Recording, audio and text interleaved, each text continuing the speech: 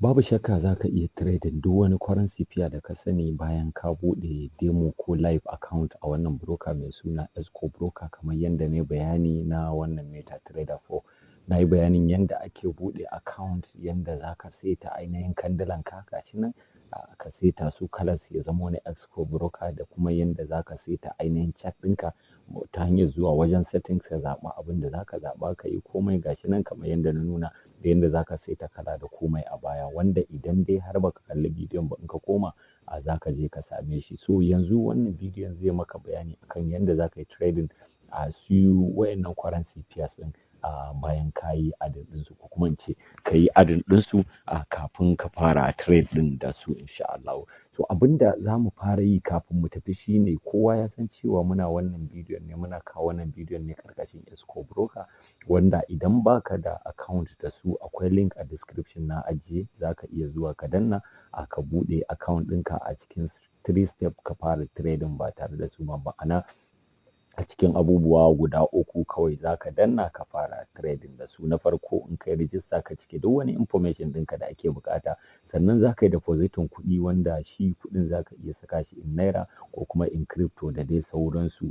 Sannan akwai za ka iya fara trading ɗinka kuma ka fara samun riba. Mu sani cewa trading da demo account ko in ce training account baya ba mu dama mu samu riba ballantana har mu samu damar cirewa daga wannan kasuwa. Sannan wannan kasuwa za ta ba mu dama mai trading abubuwa kala-kala haɗa daga Forex, kayan crypto ko in ce Forex inda ake magana ma'ana currency pairs, daga nan sai kuma ainihin commodities da kuma indices, sannan akwai cryptocurrencies wanda kowa ya riga ya san kasuwar crypto irin su uba Bitcoin, akwai Tether, akwai Litecoin, akwai Ethereum da ragowar abubuwa. So wannan kenan broker da zai baka dama a yi wannan. So a wannan bidiyon zan nuna mana yadda za mu yi adin duk waɗannan abubuwan mu gani ta ina za mu kasance ba tare da ɓata lokaci ba. Kai tsaye bari na nuna mana abin da za mu yi. Yanda za ka yi kai adin waɗannan abubuwan shine na farko za ka zo kan wannan aro guda biyu da ya danna za ka taɓa su,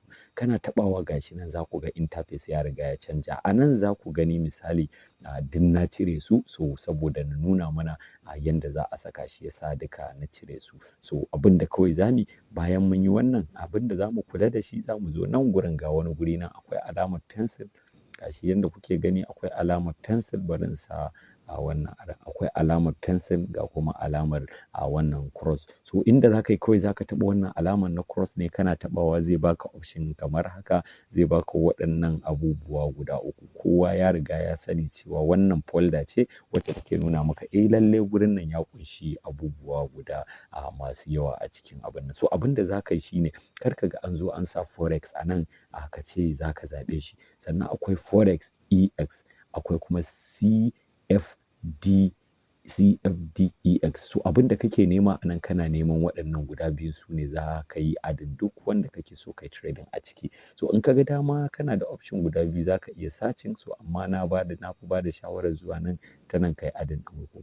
Abin da za ka fara adin shine za ka zo ka danna folder nan ma'ana za ka clicking za ka zaɓi wannan folder da ta ce maka Forex, kana danna ta zai buɗe maka duk abubuwan da suke ƙarƙashin folder nan mai suna Forex. So abin da za mu zaɓa ba za mu zaɓi wasu abubuwa da yawa ba a cikin nan. Abin da kawai za mu zaɓi major pairs, major currencies ma'ana duk currency da yake da dala a tattare da shi.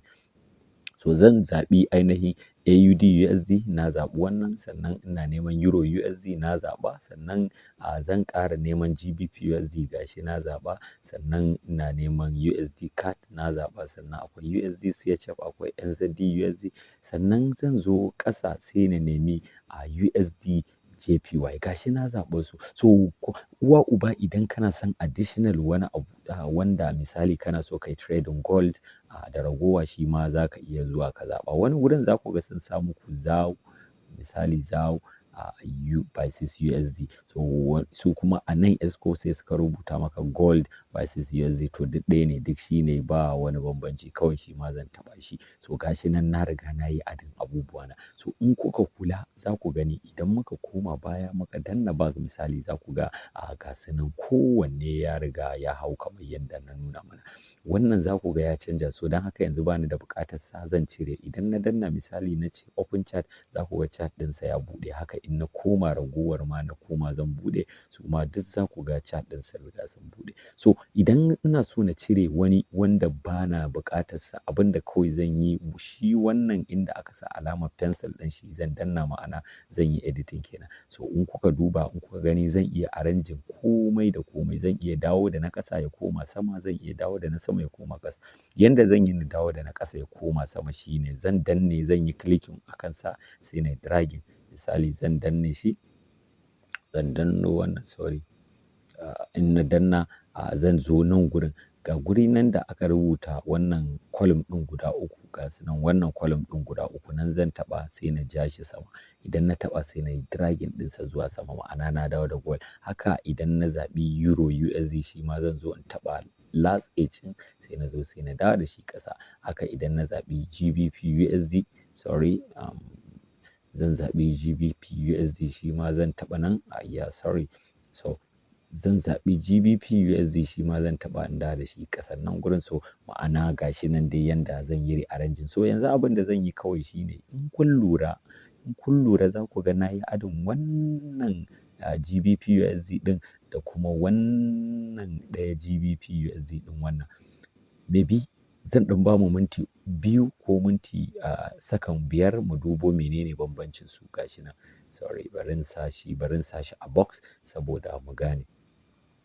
Gashi nan da kuma wannan za ku ga duk iri ɗaya ne GBP USD. To abinda kawai za ku duba in kuka duba gaban D ɗin za ku ga shi wannan na ƙasan yana da EX na saman kuma ba shi da EX. To don haka yanzu za mu cire wannan na saman wanda ba shi da EX ɗin nan saboda ba mu da buƙatarsa. So zan danna wannan misali zan danna shi wannan alamar delete ɗin zan danna alamar delete in na danna alamar delete zai bani box yana bani box ma'ana alamar delete ba a rubuta ba wannan ɗan dustbin ɗin shine alamar delete so ba a rubuta ba so don haka wanne muke so mu cire mara EX so kawai za mu zo mu tick akai muna danna tick akai za ku ya nuna mana alamar ya zaɓa sai na danna delete gashi nan na danna delete. So yanzu komai ya riga ya yi setu mun saita komai a nan wanda za mu yi trading currency da kuke gani mun yi adon komai da komai gashi nan komai mun riga mun saka su abin da kawai ya rage yanzu mu je mu yi analysis mu fara trading.